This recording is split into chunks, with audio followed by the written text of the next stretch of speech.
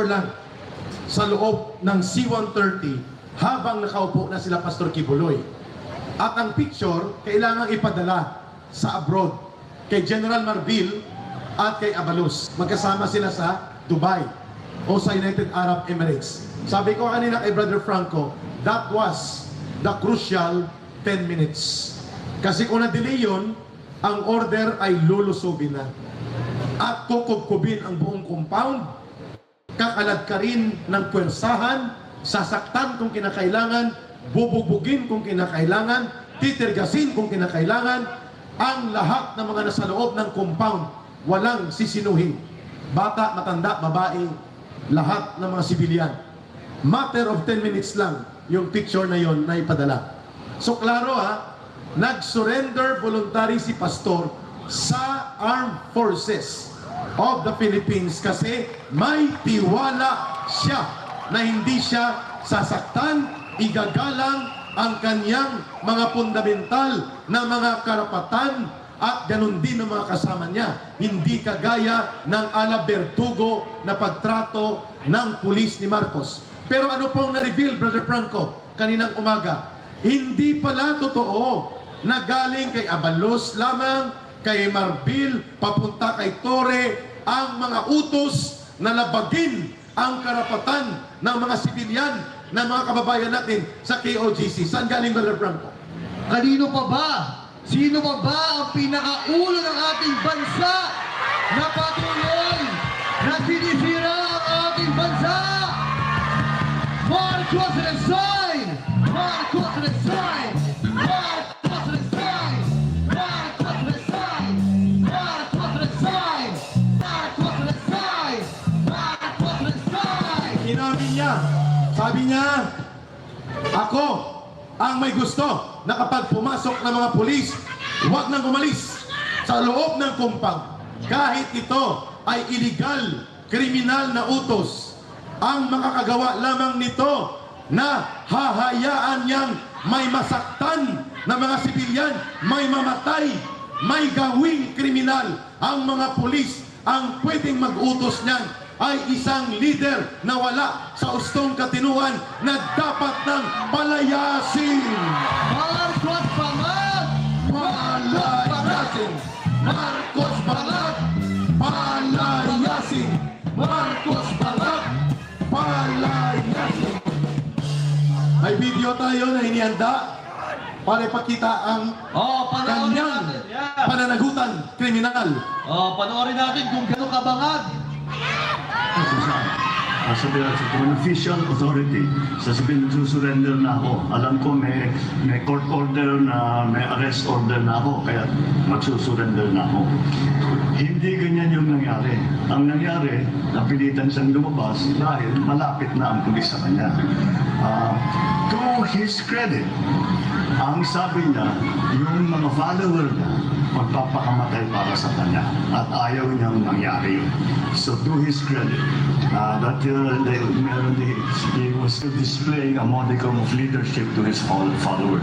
Kaya naman, again, I will stress, it was a very, how do we say, involved police action, augmented, of course, by the AFP, augmented by the civilian arms of government,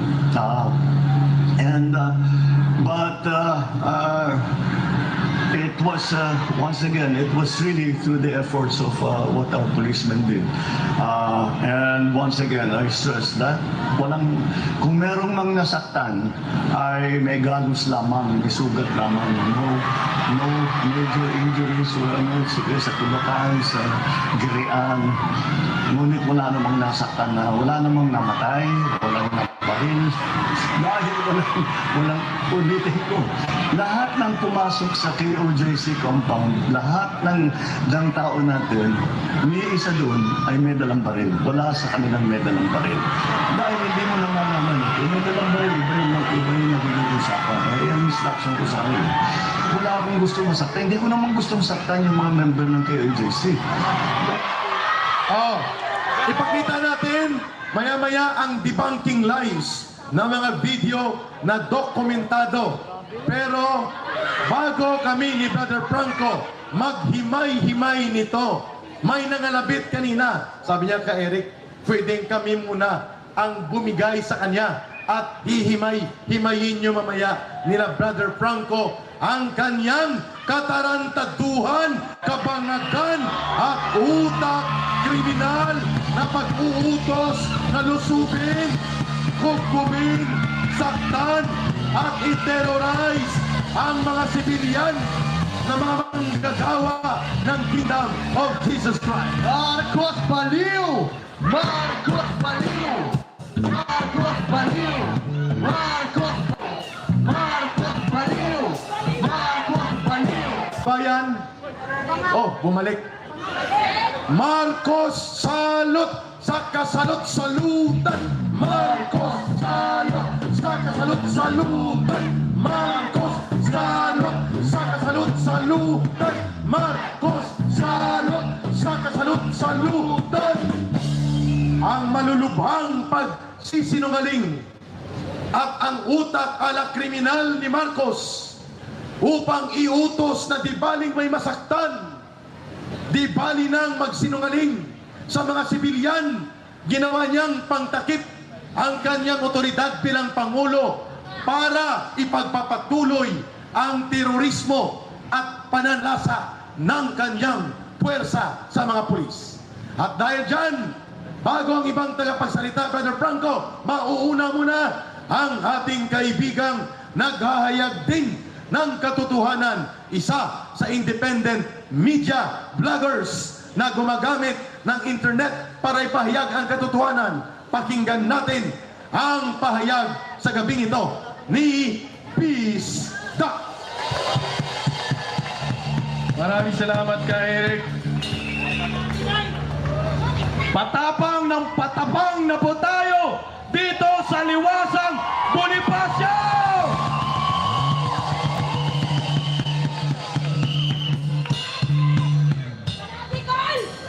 Mga taga Kingdom of Jesus Christ, mapalad po kayo na meron kayong isang pastor, leader na may tapang at malasakit. Nakakahanga po si Pastor Apollo C. Kibuloy na kahit alam niya na delikado ang pagboluntaryong pagsuko sa gobyernong bangag, pero hindi niya po yun inisip. Hindi niya inisip ang kanyang personal interest, kundi inisip niya ang lahat ng miyembro ng Kingdom of Jesus Christ. Kakaiba ho itong taong ito, si Pastor Apollo C. Kibuloy. Maswerte po kayong lahat, Kingdom of Jesus Christ! Pero, kung gaano ho kayo kaswerte, ganon din naman tayo kamalas, mga Pilipino, na nagkaroon tayo ng isang Pangulong sinungaling at bangag!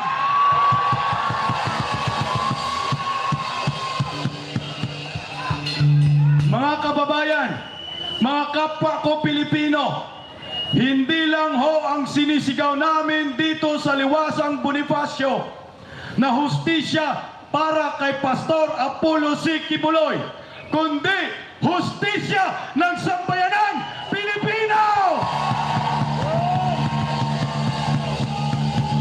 Hustisya po ang isisigaw natin dahil meron tayong presidenteng sinungaling!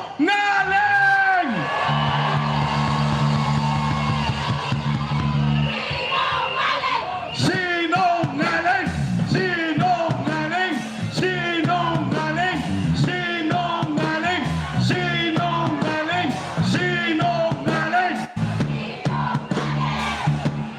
Nako, hindi lang sinungaling ang pagkatao ng presidente ng Republika ng Pilipinas, kundi buang pa! Baliw! Baliw! Buang! Grabe. Hindi ko po ma-attempt na ganito po pala ang pagkatao ng ating Pangulo.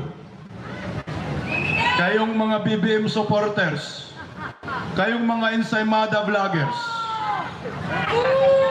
kaya nyo kayang ipagtanggol ang kasinungalingan at kabuangan ng Pangulo ng Republika ng Pilipinas na tahasang inamin niya sa harapan ng mga bayad na mainstream media. Anong inamin niya? Sinabi niya ho mismo na panood ho ninyo na siya ang may utak at nag-utos sa kapulisan sa Davao City na guluhin ang Kingdom of Jesus Christ.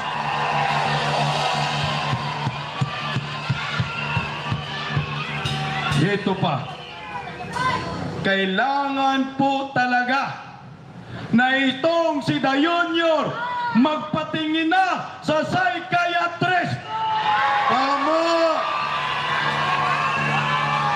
Hindi lang po ang isisigaw natin ngayon na hair follicle drug test, kundi isisigaw natin ngayon na dapat magpadala na siya sa mental hospital! Yay!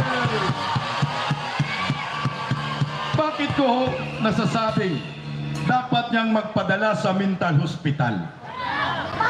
Napaka-consistent niya. Napaka-consistent niya magsinungaling sa harapan ng mga bayad na media. Sinabi niya nung una na wala umanong mga armas ang mga kapulisan na lumusob sa Kingdom of Jesus Christ compound. Pero inamin mismo ni Capri Torre, Capri tawag ko dyan, hindi yan diwata, impacto. Doon sa nangyayaring Senate hearing, tinanong siya ni Mayor Basti Duterte kung kayong mga kapulisan na lumusob sa Kingdom of Jesus Christ, kung may dala ba kayong mga armas? Anong sagot ni Torre? Meron silang dala.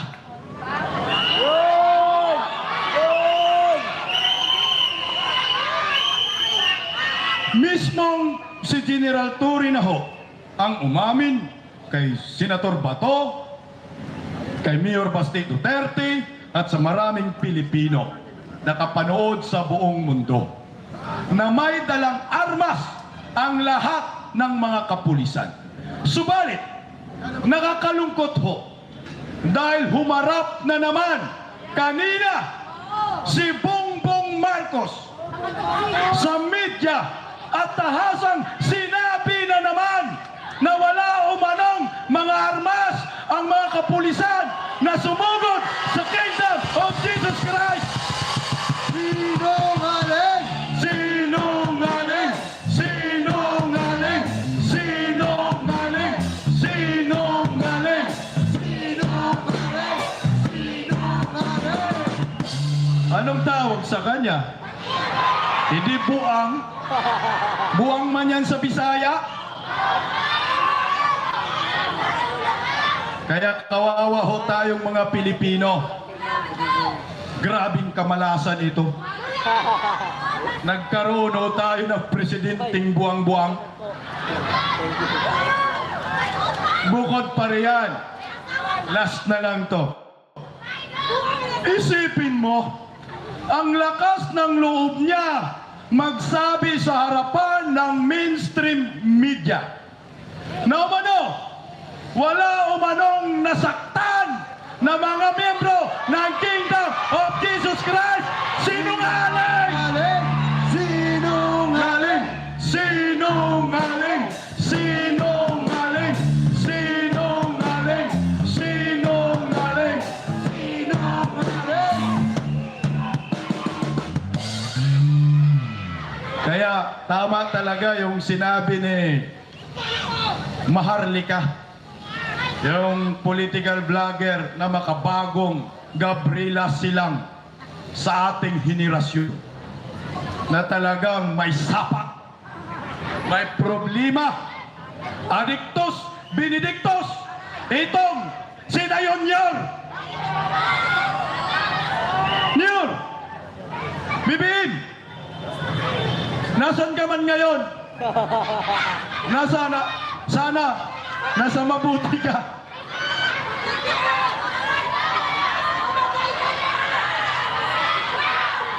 Barangin mo.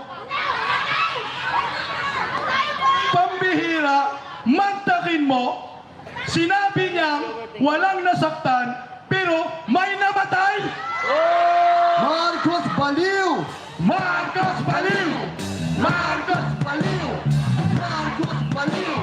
Marcos Baliw! Marcos Baliw!